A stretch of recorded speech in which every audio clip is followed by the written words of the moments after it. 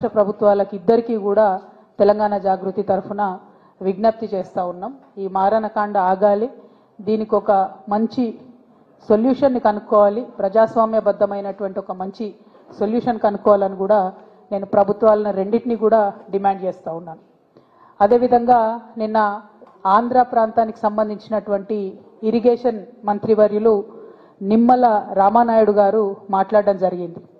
ఆయన మాట్లాడుతూ చంద్రబాబు నాయుడు గారు చాలా గొప్పవారు, వారిది చాలా పెద్ద మనసు, తెలంగాణలో ఉన్నటువంటి ప్రాజెక్టుల మీద చంద్రబాబు నాయుడు గారికి ఎటువంటి ఇబ్బంది లేదు, బనకచెర్ల ప్రాజెక్టు వల్ల తెలంగాణ ప్రాంతానికి నష్టం లేదు అని పదే పదే నొక్కి చెప్పేటటువంటి ప్రయత్నం వారు చేయడం జరిగింది. ఇవాళ రెండు విషయాలు తెలంగాణ ప్రజలకు ఖచ్చితంగా తెలియాల్సినటువంటి అవసరం ఉన్నది. వారు రామానాయుడు గారు మాట్లాడుతూ ఇంకో మాట కూడా అన్నారు, కేసీఆర్ గారే ఒప్పుకున్నారు గోదావరి నది నీళ్లు ఆంధ్ర గవర్నమెంట్ తీసుకెళ్లడానికని. అయితే వీటన్నిటి మీద తెలంగాణ ప్రజలకు స్పష్టత ఇవ్వాల్సినటువంటి అవసరం ఉందని భావించి ఇవాళ మీడియా సమావేశం ఏర్పాటు చేయడం జరిగింది. ఆనాడు కేసీఆర్ గారు చెప్పింది ఒకటే మాట, వేస్ట్గా సముద్రంలోకి పోతున్నటువంటి నీళ్లు రెండు తెలుగు రాష్ట్రాలు కూడా వాడుకోవాలి, వాటిని మన పొలాలకు మళ్లించుకోవాలని చెప్పింది. కానీ చెప్పేటప్పుడు మనం పెట్టినటువంటి కండిషన్ ఏంటిది, ఖచ్చితంగా నదుల లింకేజ్ అనేటటువంటిది జరిగినప్పుడు, గోదావరి నది నుండి నీళ్లు ఇతర నదులకు లింక్ చేసినప్పుడు ఖచ్చితంగా తుపాకులగూడెం, మన తెలంగాణ భూభాగంలో ఉన్నటువంటి తుపాకులగూడెం బ్యారేజ్ వద్దనే లింకేజ్ పాయింట్ ఉండాలి, అది కాకుండా వేరే ఏ పాయింట్ ప్రపోజ్ చేసినా మేము ఒప్పుకోము అని కేసీఆర్ గారు చాలా స్పష్టంగా చెప్పినారు. జగన్మోహన్ రెడ్డి గారి ప్రభుత్వంలో కూడా లింకేజ్ పాయింట్ పోలవరం అని చెప్పి వారు చెప్పినప్పుడు ఆ ప్రతిపాదనను తిరస్కరించిండ్రు కేసీఆర్ గారు తప్పితే ఏనాడు కూడా ఆ ప్రతిపాదనను ఒప్పుకోలేదు. ఎందుకంటే గోదావరి నీళ్లు కృష్ణకి ఆ తర్వాత కావేరికి కలిపేటటువంటి పెన్నాకి, అక్కడి నుంచి కావేరికి కలిపేటటువంటి ప్రతిపాదన ఏదైతే ఉందో అది ఒకవేళ కేసీఆర్ గారు చెప్పినట్టు తుపాకులగూడెం దగ్గర జరిగితే మన వరంగల్కి, మన సూర్యాపేటకి, మన నల్గొండకి, ఖమ్మంలో కొంత భాగానికి, మహబూబాద్ జిల్లాకి, అట్లానే ఇప్పుడు ముఖ్యమంత్రి గారు ప్రాతినిధ్యం వహిస్తున్నటువంటి ఉమ్మడి మహబూబ్ నగర్ జిల్లాకి, కంప్లీట్ రంగారెడ్డి జిల్లాకి, ఇప్పుడు మనం మూసీ ప్రక్షాళన కోసం చూసేటటువంటి ప్రాజెక్ట్కి అన్నిటికీ కూడా గోదావరి నీళ్లు మనకు పుష్కలంగా లభించేటటువంటి ఆస్కారం ఉంటుంది. మరి అక్కడ కాదని పోలవరం దగ్గర కనుక ఈ లింకేజ్ పాయింట్ పెట్టుకున్నట్టయితే ఇప్పుడు నేను చెప్పినటువంటి ఈ ప్రాంతాలన్నిటికీ కూడా తరతరాలకు తీరని అన్యాయం జరుగుతుంది. కాబట్టి ఎట్టి పరిస్థితుల్లో గోదావరి నీళ్లను కృష్ణాకి, పెన్నాకి, కావేరికి అనుసంధానం చేసేటటువంటి ప్రాజెక్టు లింకేజ్ పాయింట్ తుపాకులగూడెంలోనే ఉండాలని చెప్పి తెలంగాణ ప్రజలందరి తరఫున కూడా నేను డిమాండ్ చేస్తా ఉన్నాను. అదేవిధంగా మరి ఇవాళ చంద్రబాబు నాయుడు గారు బీజేపీ గవర్నమెంట్లో ఎన్డీఏలో భాగస్వామ్యంగా ఉన్నారు కాబట్టి వారి యొక్క ప్రాబల్యాన్ని వాడి వారు చాలా తెలివిగా ఇది గోదావరి కృష్ణా లింకేజ్ అని చెప్పకుండా గోదావరి కావేరి, గోదావరి పెన్నా లింకేజ్ అని చెప్పి 60% నిధులు కేంద్ర ప్రభుత్వం నుండి తెచ్చుకుంటున్నారు. ఆయన చంద్రబాబు నాయుడు గారు వాళ్ళ ప్రాంతానికి లాభమయ్యే పనిచేస్తున్నారు. మన రేవంత్ రెడ్డి గారేమో ఫ్లైట్ మోడ్ సీఎంగా ఢిల్లీకి పోవడం రావడం తప్పితే కనీసం మరి కేంద్ర ప్రభుత్వం నుంచి ఎట్లా నిధులు చేపట్టాలి, ఎట్లా తీసుకురావాలి, ఎట్లా తుపాకులగూడెం దగ్గరికి మార్చుకోవాలి ఈ పాయింట్ని మాట్లాడతలేరు. ఇంతవరకు ఉత్తమ్ కుమార్ రెడ్డి గారు 1-2 లెక్కలు రాసిండ్రు, కానీ ఎందుకు రేవంత్ రెడ్డి గారు మాట్లాడతలేరు?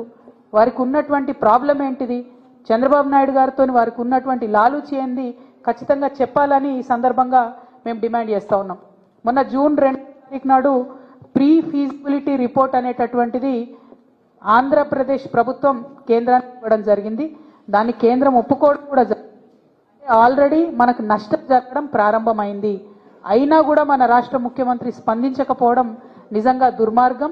ఇది కేవలం తెలంగాణ ఆయన చేసేటటువంటి ద్రోహం తప్ప ఇంకోటి కాదని ఈ సందర్భంగా నేను తెలియజేస్తా ఉన్నాను. అదేవిధంగా చంద్రబాబు నాయుడు గారు మరి తెలంగాణలో కట్టేటటువంటి ప్రాజెక్టులకు వ్యతిరేకం కాదని ఆంధ్ర మంత్రివర్యులు రామానాయుడు గారు చెప్పడం జరిగింది. రామానాయుడు గారికి నేను ప్రత్యేకంగా గుర్తు చేస్తా ఉన్నాను, మేము తెలంగాణలో పాలమూరు రంగారెడ్డి కట్టుకున్నప్పుడు, కాళేశ్వరం ప్రాజెక్టు కట్టుకున్నప్పుడు మీరు పుంకానుపుంకలుగా ఆనాడు చంద్రబాబు నాయుడు గారు అధికారంలో ఉన్నప్పుడు కేంద్ర ప్రభుత్వానికి లేఖలు రాసిన విషయం రామానాయుడు గారు గుర్తుపెట్టుకోవాలి. మీరు సీనియర్ సభ్యులు, ఇదివరకు కూడా ఎమ్మెల్యేగా ఉన్నటువంటి వారు, మీరు దయచేసి ఆ ఉత్తరాలన్నీ కూడా చూసుకోండి. చంద్రబాబు నాయుడు గారు సుప్రీంకోర్టులో కూడా మాకు వ్యతిరేకంగా కేసు వేసిండ్రు కొత్త ప్రాజెక్టులు కట్టుకుంటే. కొత్త ప్రాజెక్టులు కాదు, పాత చిన్న ప్రాజెక్టులు కల్వకుర్తి, భీమా, నెట్టెంపాడు లాంటి ప్రాజెక్టుల స్కోప్ పెంచుకుంటే కూడా ఆయన సుప్రీంకోర్టులో కేసు వేసిండ్రు. తుమ్మిళ్ళ ప్రాజెక్టు కడుతుంటే కూడా ఆర్డీఎస్ దగ్గర ఇంకేమీ కూడా మీరు ప్రాజెక్టులు చేయొద్దని చెప్పి ఆయన కేసు వేసినటువంటి వ్యక్తి. అదే మీ ఆంధ్రలో ఉన్న సుంకేష్లను మాత్రం మీరు పెంచుకున్నారు, మా తుమ్మిళ్ళను మీరు పెంచుకోనియలేదన్న విషయం తెలంగాణ ప్రజలు, ముఖ్యంగా మహబూబ్ నగర్ ప్రజలైతే మర్చిపోయే ప్రసక్తే లేదు. మహబూబ్ నగర్ నల్లమల్ల బిడ్డనని చెప్పుకునేటటువంటి ఈ చీఫ్ మినిస్టర్ గారు మరి నల్లమల్ల పులిబిడ్డ అని చెప్తారు. చంద్రబాబు నాయుడు విషయంలో, జల దోపిడీని నివారించే విషయంలో మాత్రం రేవంత్ రెడ్డి గారు పేపర్ టైగర్గా మిగిలిపోయినరని చెప్పి నేను ఈ సందర్భంగా ఆరోపణ చేస్తా ఉన్నాను. మీరు పులిబిడ్డ కాదు, you are just a paper tiger. మీరు జల దోపిడీ ఆపకపోతే మాత్రం మహబూబ్ నగర్ జిల్లా, తెలంగాణ సమాజం రేవంత్ రెడ్డి గారిని ఎన్నటికీ కూడా క్షమించదు. ఇవాళ ఈ బనకచెర్ల లింకేజ్లో భాగంగా ఆంధ్ర ప్రాంతంలో బొల్లపల్లి అనేటటువంటి ఏరియాలో 150 టీఎంసీలతోని ఒక ఆర్టిఫిషియల్ రిజర్వాయర్ని కడతా ఉన్నారు.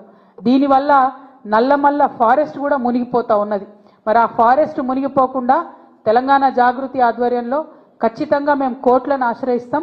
ఎట్టి పరిస్థితుల్లో ఈ బనకచెర్ల లింకేజ్ ప్రాజెక్ట్ ఆపడానికి మేము శతవిధాలుగా ప్రయత్నిస్తాం.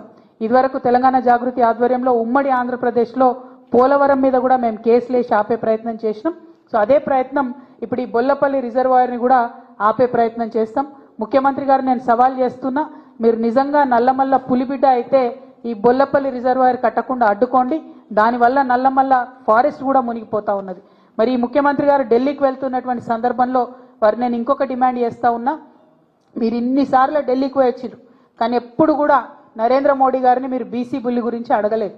మీరు రాహుల్ గాంధీ గారు చెప్పారు కాబట్టి నేను బీసీ బిల్లు పెట్టినా అన్నారు, రాహుల్ గాంధీ గారు చెప్పినారు కాబట్టి కులగన్న వేసినా అన్నారు.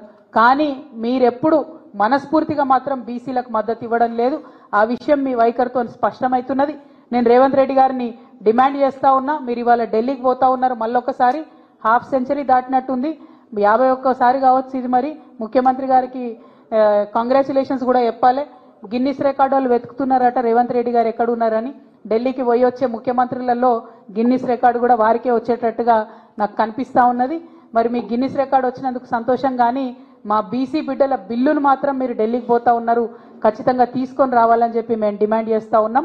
ఒకవేళ మీరు బీసీలకు 42% రిజర్వేషన్ ఇవ్వకుండా ఎలక్షన్లకు పోయేటట్టయితే ప్రతి గ్రామంలో ఉన్నటువంటి తెలంగాణలో ఉన్నటువంటి ప్రజాస్వామ్యవాదులందరినీ కూడా మేము రిక్వెస్ట్ చేసి 100ల కొద్ది నామినేషన్లు వేపిస్తాం. ఎలక్షన్ కమిషన్కు ఎన్నికల ప్రక్రియను మేము అడ్డు తగిలే విధంగా 100ల కొద్ది నామినేషన్లు ప్రతి వార్డులో, ప్రతి పంచాయతీలో కూడా వేపిస్తామని సందర్భంగా నేను తెలియజేస్తా ఉన్నాను. అదేవిధంగా బీసీ బిల్లు సాధన కోసం మరి అలా తెలంగాణ వికసిత్ యాత్ర పేరుతో చెప్పి మీటింగ్లు పెడతదట. ఏం వికసిత్ యాత్రనో ఎందుకోసమో నాకు అర్థమైతలేదు. మరి తెలంగాణ సమాజంలో సగం ఉన్నటువంటి బీసీల బిల్లుకు మద్దతు ఇవ్వకుండా మీరు ఎన్ని యాత్రలు పెట్టినా కూడా ప్రజలు మిమ్మల్ని నమ్మరు. కాబట్టి దయచేసి బీజేపీ నాయకత్వాన్ని నేను రిక్వెస్ట్ చేస్తా ఉన్నాను, ఇవాళ బాల్ మీ కోర్టులో ఉన్నది, మీరు నిర్ణయం తీసుకుంటే 42% రిజర్వేషన్ అమలవుతుంది. ఒకవేళ ఇప్పుడు రిక్వెస్ట్ చేస్తున్నాం కానీ ఆ రిక్వెస్ట్లు మీరు వినకపోతే 17వ తారీఖు, జూలై 17వ తారీఖు మాత్రం తెలంగాణ మొత్తం కూడా రైల్వే నెట్వర్క్ స్తంభించే విధంగా రైల్ రోకో చేస్తాం.